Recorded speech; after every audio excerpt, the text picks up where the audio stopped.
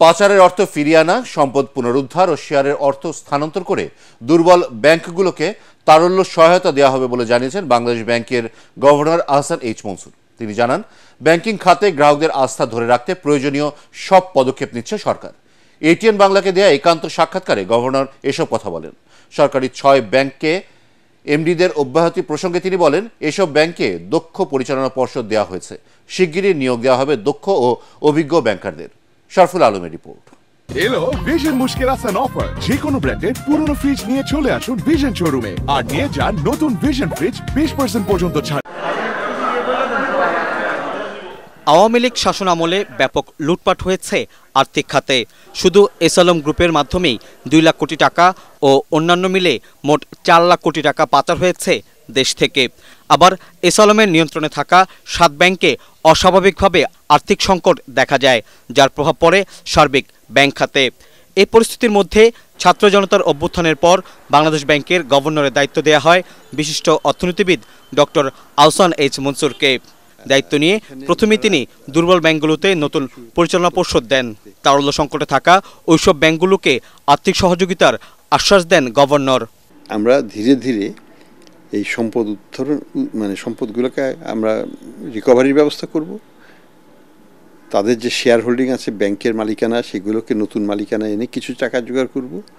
বিদেশে তাদের সম্পদের আমরা চেষ্টা করব। তারপরে সব মিলিয়ে হয়তো মোটামুটি একটা অঙ্ক হবে, যেটা আংশিকভাবে এই গ্যাপটা ফিল করবে। তারপরে সরকারও হয়তো কিছু দেবে।